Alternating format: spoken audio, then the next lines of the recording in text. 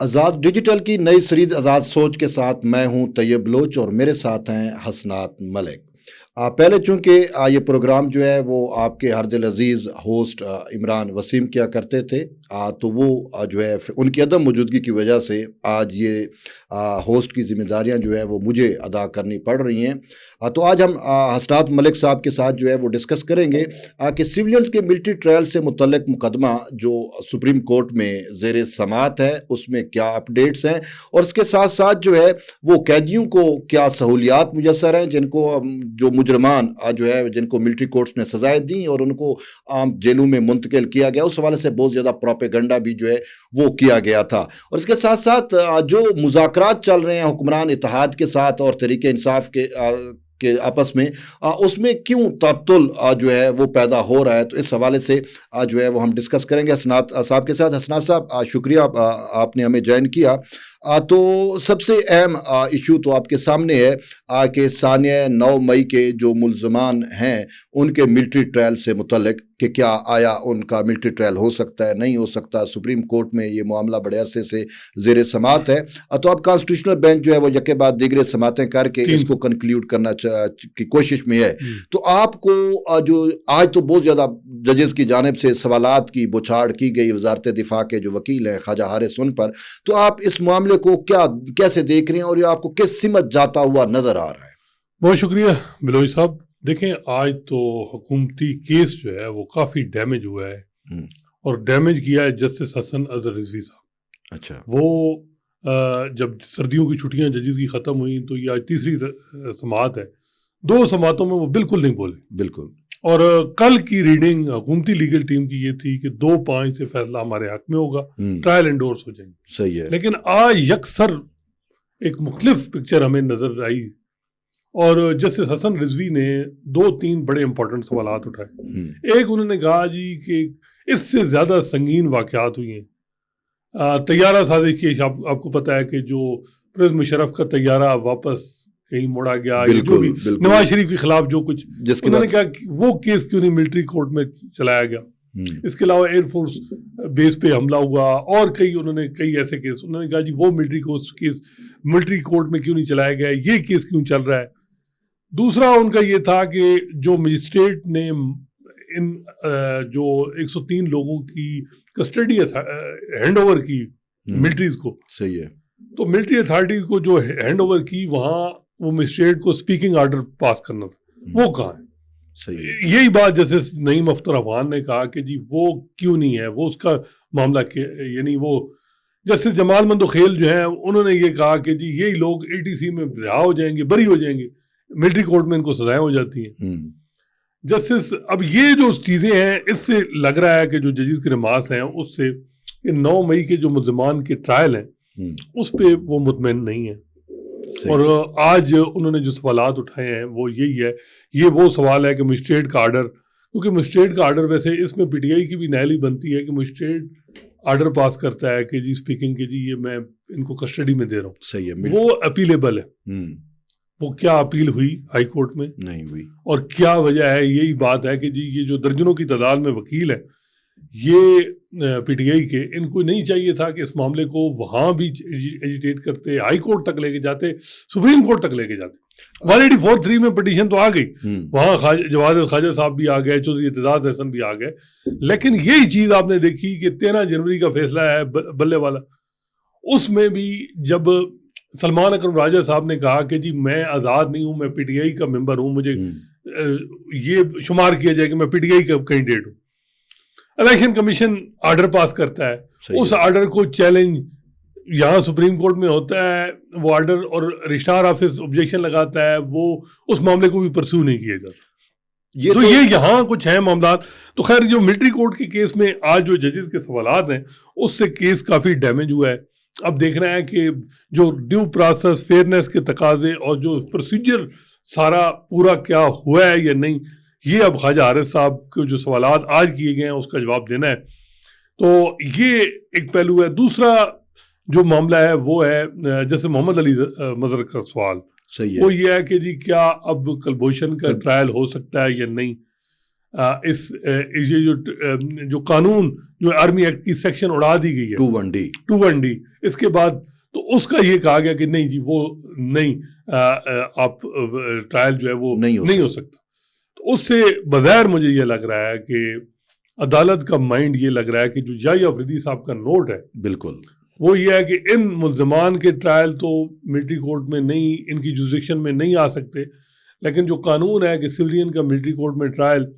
اس پہ میجارٹی میں بھی کہہ سکتی ہے کہ وہ ہو سکتے ہیں ٹرائل, قانون میں موجود یہ ہے, اور یہ FBLE کیس میں آلریڈی انڈورس ہو چکا ہے معاملہ, تو سویلین کا ٹرائل ہو سکتا ہے. یعنی تو یہ فیصلہ مجھے آج کی جو پروسیڈنگ سے تو یہ لگ رہا ہے کہ محمد علی مظہر صاحب نے جو بات کی, اور اس سے تو مجھے یہی لگ رہا ہے کہ موجودہ جو یہ کیس ہے اس سے تو نہیں, لیکن ویسے یہ وہ جو قانون ہے اور جو جیسے منیب اختر کی ججمنٹ ہے وہ مجھے جو ہے وہ سسٹین ہوتے ہوئے نہیں دکھائی دے رہی. ایک تو سلمان اکرم راجہ صاحب بھی کہہ رہے ہیں کہ مجھے بھی ریزننگ سے اختلاف ہے, جو مدوخیل صاحب بھی کہتے ہیں مجھے ریزننگ سے اختلاف ہے. تو یہ بظاہر یہ لگ رہا ہے کہ یہ فیصلہ جو یحییٰ افریدی صاحب کا نوٹ ہے وہی فیصلہ آج کی ڈیٹ تک یہ ہے, لیکن یہ سٹاک ایکسچینج والا معاملہ ہے, اتار چڑھاؤ چڑھے گا. کل کیا پتا کل کوئی ججز ایسے نماز دیں کہ حکومت کہے کہ جی ہمارا کیس ٹھیک ہے, دوسری سائڈ کہے کہ نہیں کمزور ہو گیا. تو یہ پوزیشن ہے. یعنی المختصر یہ کہ آپ کو, یا جو ہم کہہ سکتے ہیں کہ مین چیز یہی ہے کہ جسٹس یحییٰ خان افریدی نے جو اختلافی نوٹ لکھا تھا وہ آپ کو اکثریتی فیصلہ بنتا ہوا نظر آ رہا ہے, کیونکہ معاملات چل بھی اسی طریقے سے رہے ہیں. لیکن ایک چیز ملک صاحب بڑی افسوسناک ہے کہ آج جو ججز کے ریمارکس دیکھ کے یہ چیز سامنے آئی کہ جیسے جو ثانیہ 9 مئی کو یہ کوئی بڑا ثانیہ یا بڑا واقعہ ہی نہیں سمجھ رہے, جیسے کوئی روٹین ہو, جیسے کوئی عام سی چیز ہو. یہ تو اس طریقے سے, اور وہ طیارہ ہائی جیکنگ کیس کی بھی جس معزز جج صاحب نے مثال دی تو وہ تو خود سپریم کورٹ کا تک کہہ رہے ہیں کہ سپریم کورٹ تک وہ معاملہ آیا تو وہ سپریم کورٹ کی ججمنٹ پڑھ لیتے تو پتہ چل جاتا ہے کہ وہ تو کوئی ایسا ایونٹ ہی نہیں تھا, انہوں نے وہ سارا وہ ایک فیبریکیٹڈ ٹائپ کیس تھا, تو سپریم کورٹ نے اس وجہ سے کوئٹ بھی کیے تھے, سارا کچھ تھا. تو بہرحال اب ہم آتے ہیں کہ نہیں, لیکن 9 مئی میں ایک بات ان کا یہ ہے کہ جو وہ ججز کہتے ہیں کہ جو انہوں نے پریس کانفرنس کر لی, ایک ہی FIR میں لوگ ہیں, ان کو برتاؤ ڈفرینٹ کیوں کیا جا رہا ہے, کچھ ATC میں جا رہے ہیں, کچھ کی ضمانتیں ہو گئی, کچھ ملٹری کورٹ میں چلے گئے ہیں, یہ کیسے آپ نے ڈفرینشیٹ کیا ہے؟ اور میرا خیال ہے کہ ان کا یہی حوالہ ہے کہ جس طرح کچھ لوگ ہیں جو PTI کے لوگ جنہوں نے معافی مانگ لی یا PTI چھوڑ دی, ان کے کیسز نہیں چل رہے. جرم تو جرم ہوتا ہے, جرم ہوتا ہے, بالکل. ہمارا بھی اسی پہ ہے کہ کم سے کم ان کو جو ہے آپ اور آپ کو پتا ہے کہ کرمنل کیسز میں اگر تھوڑی سی بھی پروسیکیوشن کی طرف سے خامی آ جائے کیس میں,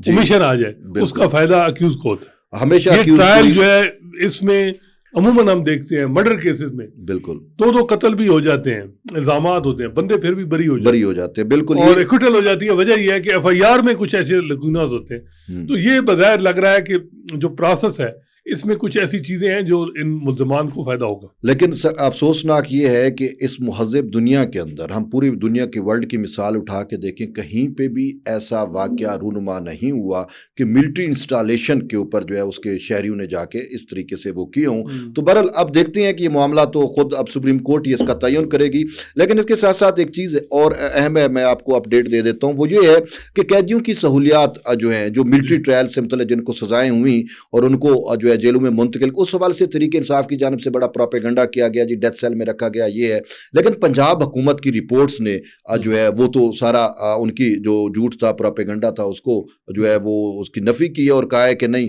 ان کو مکمل سہولیات ہیں, ان کو عزیز و اقارب مل سکتے ہیں, اور جو ہے ایک ڈیتھ سیل نہیں ہے بلکہ ایک بیرک کے اندر ان کو رکھا ہوا ہے, اور تمام اکٹھے ہی ہیں, اور ان کو صبح 7:30 بجے ناشتہ دیا جاتا ہے, اور پھر وہ مخصوص جگہ پہ سارا دن وہ بتاتے ہیں, گپے ہانکتے ہیں, جو بھی وہ ہوتا ہے, اور وہاں پہ کافی وغیرہ یہ ساری سہولیات ہیں, اور شام کو ان کو پھر بیرک میں منتقل کیا جاتا ہے, اور باقی حفظان صحت سارے اصول وہ ہیں جو ان کے تحت. اور مطلب اب میں جو پنجاب حکومت کی رپورٹ دیکھتا ہوں تو مجھے یہ فیل ہوتا ہے کہ جو ان کو سہولیات میسر ہیں جیل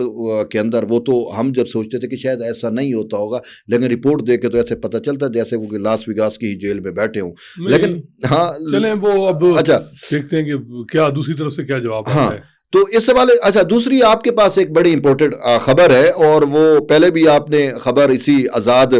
سوچ میں ہی جو ہے وہ بریک کی تھی کہ سید منصور علی شاہ صاحب جو ہیں وہ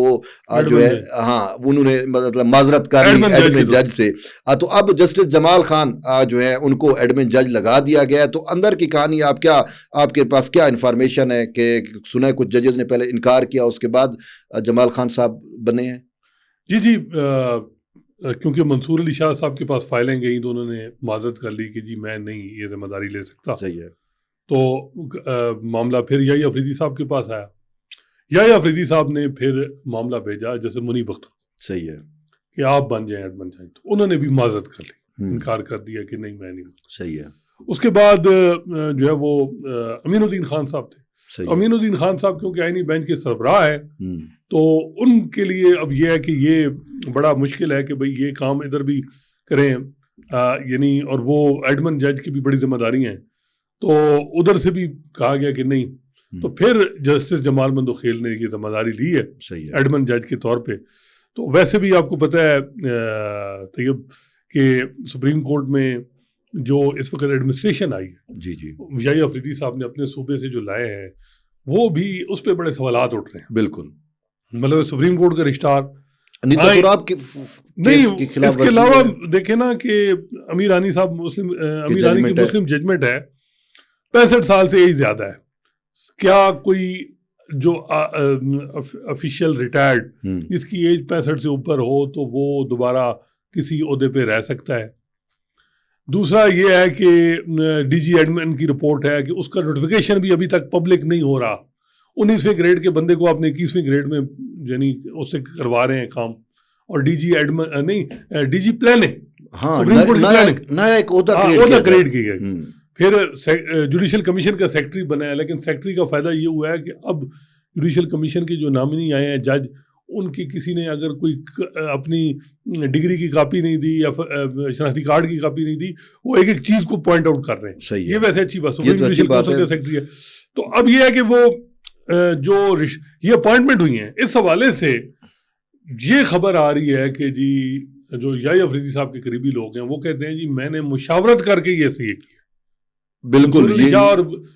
منیب اختر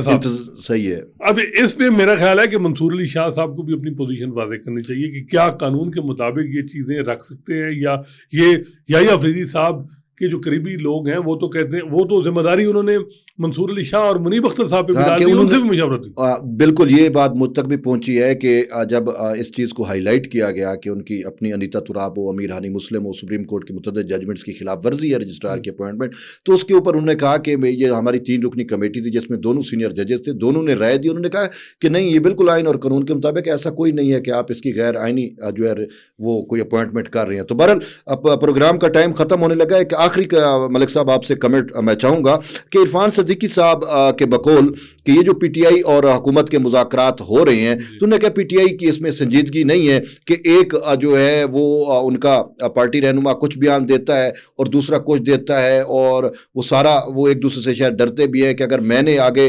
جو ہے وہ انیشیٹو لیا تو شاید دوسرا رہنما جا کے جیل کے اندر خان صاحب کو کچھ ایسا کہہ دے، تو وہ پھر اس وجہ سے وہ کہہ رہے ہیں کہ ابھی تک انہوں نے چارٹر آف ڈیمانڈ بھی نہیں دیا، ابھی تک ان کی سنجیدگی نظر نہیں آ رہی۔ تو آپ کو کیسے لگ رہا ہے یہ مذاکرات کا عمل جو ہے؟ دیکھیں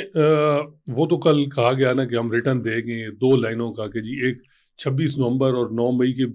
جو واقعات ہیں ان کی جوڈیشل انکوائری اور ہمارے پولیٹیکل پریزنر جو ہیں وہ ان کو رہا کیا جائے، جی یہ بات کی گئی اور عمران خان صاحب نے اجازت دے دی۔ کل جو سب سے بڑی ڈیولپمنٹ ہوئی وہ یہ ہوئی کہ عمران خان اور بشرا بی بی کی 1-to-1 ملاقات، صحیح ہے۔ اس میں جو اب بات یہ ہے کہ جو اصل میں بڑے عرصے سے کہہ رہا ہوں، بے شک ڈنایا آ رہا ہے، اصل بات چیت جو محسن نقوی صاحب اور علی امین گنڈا پور یا کوئی بشرا بی بی سے کوئی چینل کھلا ہوا ہے وہ اصل بات ہے۔ ہاں صحیح ہے۔ تو کل جو بات ہوئی ہے اس کے بعد ہمیں نہیں معلوم کہ کیا طے پایا ہے، بشرا بی بی کو کیا پیغام ملا یا انہوں نے کیا سجیشن دی عمران خان صاحب کو، وہ اب آج کی کوئی ڈیولپمنٹ ہوگی، آج کل تو پتہ چلے گا۔ دوسرا کچھ پی ٹی آئی کے لوگ ہیں وہ کہتے ہیں جی کہ حکومت کی طرف سے یعنی اشارہ یہ آ رہا ہے کہ 26 نومبر سے آپ پیچھے ہٹ جائیں۔ صحیح ہے۔ 26 نومبر کیونکہ یہ گولیاں کیوں چلی والا جو ایک معاملہ ہے صحیح ہے. اس سے پیچھے ہٹیں تو ہم اس سے نہیں ہٹیں گے. کل عمران خان نے کہا کہ جی میں تو ملک کی آزادی کی بات کر رہا ہوں، اپنی آزادی کی تو بات نہیں، یہ تو ملک کی آزادی کی بات ہے. صحیح ہے. تو وہ اب نیریٹو بات ہے 26 نومبر، اور 26 نومبر پہ وہ کہتے ہیں کہ ہم نہیں پیچھے ہٹیں گے، اس کی انکوائری ہو، اور وہ کہتے ہیں اس وجہ سے حکومت پیچھے ہٹ رہی. حکومت مین کے فیصلہ ساز جو لوگ ہیں وہ اس سے ہٹ رہے ہیں. بظاہر یہ لگ رہا ہے کہ مجھے لگ رہا ہے کہ یہ ایسے اپس اینڈ ڈاؤن آتے رہیں گے، الٹیمیٹ کوئی نہ کوئی سمجھوتا ہو ہی جائے گا. ہاں، امید جو ہے وہ بہتر کی رکھنی چاہیے. تو ہم بھی یہی چاہتے ہیں کہ یہ مذاکرات جو ہے وہ کامیاب ہوں، تاکہ ملک میں جو ہے یہ تمام پولیٹیکل پارٹیز جو ہیں وہ مل بیٹھ کے جو ہے اس ملک کو آگے لے کے چلیں. تو بہرحال یہ جو ہے اب تک کا جو ہے وہ حسنات ملک کی بھی آپ نے گفتگو سنی. تو ہمیں اجازت دیجیے اور انشاءاللہ ملیں گے ایک نئی اس کے ساتھ ایپیسوڈ کے ساتھ. تب تک کے لیے اجازت دیں. اللہ حافظ.